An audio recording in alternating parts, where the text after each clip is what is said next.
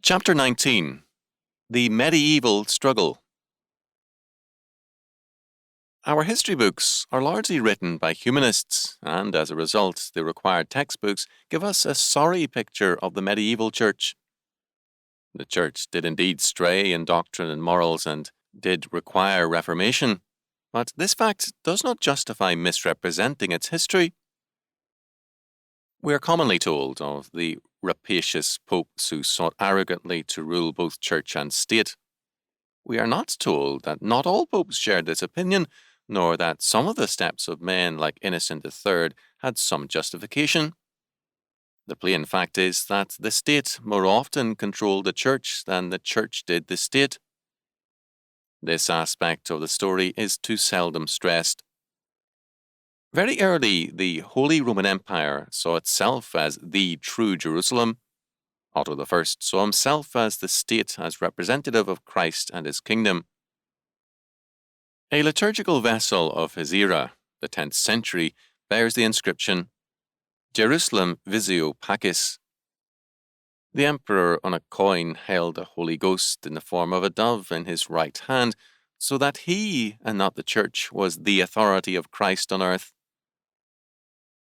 As a result, the local churches, as well as the papacy, were controlled by the emperors, or in some cases by kings. Very early, too, the monarchs were seen as corporations. The church is the great and true corporation as the body of Christ. Romans 12:41, 1 Corinthians 10:17, 12:12, Ephesians 1:22 and 23, 4:12, 5:23, Colossians 1:18-19, 3:15. Kantorowicz, in commenting on the political thought of Koch as applied to law, observed, quote, "It is evident that the doctrine of theology and canon law, teaching that the church and Christian society in general was a corpus mysticum, the head of which is Christ, has been transferred by the jurists from the theological sphere to that of the states, the head of which is the king." End quote. As the church is the bride of Christ, the king's realm became his bride. The marriage metaphor became popular in the later Middle Ages, and the king received at his coronation a ring. The church in the early era was made so subservient that Carolingian Emperor Charles II was praised by Pope John VIII, 872-882, in an assembly of bishops as the Salvator Mundi, the Saviour of the world, whom God had established as prince in imitation of King Christ, quote, so that what he, Christ, owned by nature, the king might attain by grace, end quote. In the days of Queen Elizabeth of England, Nicholas Sanders called attention to the fact that Christ's images were being destroyed, but, quote, break if you dare the image of the Queen's Majesty or the arms of the realm, end quote. Frederick II, whom Innocent III fought, compared his birth to that of Christ. The emperor was the image of God and the source of justice and law. He was infallible, in some sense divine, and so on. The modern state no longer uses such language, but it uses more modern and Hegelian terminology to assert even more radical claims. From the foregoing, it should be clear that the errors of Rome were modest when compared to the errors of the state. These medieval rulers still saw the reality of a God beyond them who judged them. The modern state recognizes no such God and is thus more lawless. Basic to all paganism is the limitation of essential reality to this world, and hence its predisposition to divinize power in the form of the state. We must remember that within this century, and in the last days of the 19th, in New Guinea, some tribes who saw no difference between monarchy and divinity worshipped Queen Victoria as their Holy Mother. To understand some of the aspects of the medieval conflict, let us remember that Constantine rendered personal aid to the church, and a pattern was thereby established. Our concern is with the sources of a major conflict between the medieval church and state. We have seen that the royal claims to oversight over the church as Christ's representatives were the source of much conflict. It should be noted that, given this problem, the churches were still regarded as by nature tax exempt. Pepin and Charlemagne, and also many feudal lords, granted lands to bishoprics and abbeys in many areas. These were often underdeveloped forest lands which the church cleared and settled to the advantage of the realm and the people.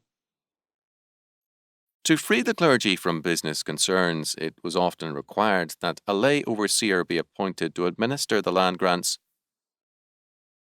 Such grants and provisions were well-intentioned, but they had unexpected consequences.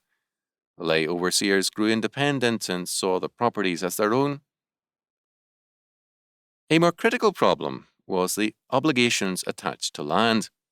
The church had been given the lands to provide an immune income to support the cost of maintaining the rural parishes. However, the lords who gave the land began to control, and did for 1,000 years, the elections of bishops and abbots. The land represented wealth and power, especially as developed often by monks with a Christian dedication.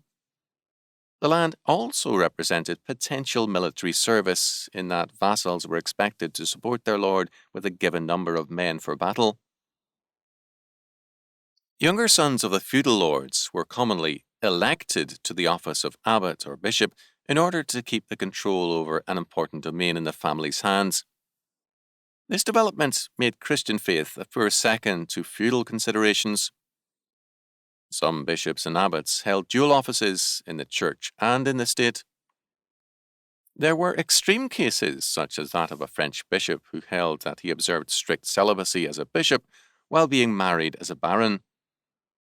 It led to such technical divisions of person, such as the trial of Odo of Bayeux by William the Conqueror as an earl, not as a bishop.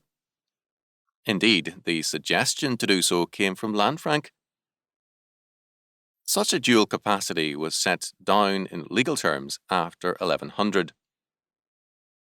A bishop, on taking office, underwent investiture with the temporalities of his office and consecration into his ecclesiastical office. By controlling the election and the investiture, the kings effectively controlled the church.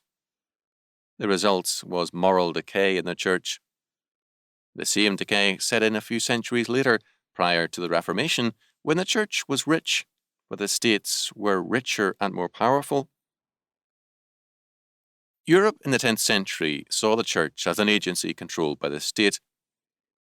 The church was not as bad as Rome under the pornocracy, when women who were worse than prostitutes controlled the papal elections, but it was still largely subservient and powerless. A papal revolution was effected by one man, Hildebrand, Gregory VII. It began as the passion of this one man, intense, dedicated, at times very difficult as a person, whose views are at points untenable from our perspective, but his greatness is very real. Gregory VII found the control of the church by the state intolerable. It has been suggested, but not accepted, that he was of Jewish descent. If Jewish, he may have had elements of the Old Testament freedom for the faith in his thinking. Hildebrand saw as the marks of the kingdom of God on earth peace, justice, and obedience. Justice was a passion with Hildebrand. Opposed to this were the aspects basic to manifestations of the kingdom of the devil: mutiny against God or discord, pride and disobedience. The Emperor Henry IV was seen as guilty of superbia, pride, as were all rulers who sought to control Christ's church. Hildebrand worked towards the sacerdotal celibacy of the clergy to disentangle them from feudal family ties and make them loyal rather to the church.